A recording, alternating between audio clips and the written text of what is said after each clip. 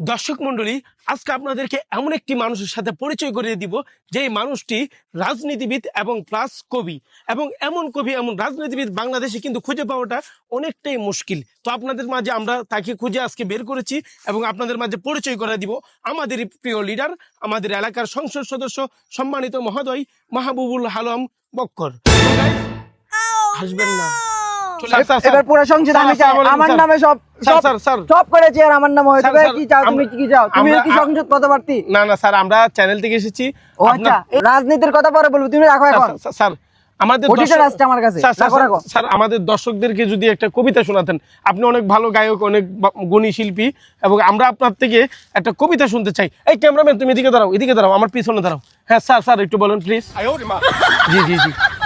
তোমরা কি কবিতা শুনতে পছন্দ করে সেটা আমায় বলো শুধু। স্যার স্যার আমরা জসিমউদ্দিনের একটা কবিতা শুনবো, বলেন স্যার প্লিজ।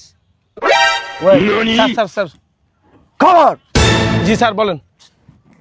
জসিমউদ্দিন, ওইখানে তোর দাদির খবর ডালিম গাছের তলে, ওইখানেতে তোর দাদির খবর ডালিম গাছের তলে, 30 বছর ধরে ভিজে রেখেছি দুই নয়নের জলে। আমি আর কবিতা বলতে পারবো না। অসংখ্য ধন্যবাদ দর্শক, আপনারা বেদনা পেটে উঠেছে। জি জি জি স্যার। আমি আমার রাজনীতির কথাই বলি। না না স্যার স্যার স্যার হ্যালো বলো। সংসদ আমি চাই, আমি সংসদ চাই, আমি কবি নই। স্যার স্যার স্যার আমার সুখ। দর্শক মন্ডলী, স্যার একটু শান্ত। দর্শক মন্ডলী, আপনারা ইতিমধ্যে যার কবিতা শুনেছেন সে কিন্তু সাধারণ কোনো কবি নয়।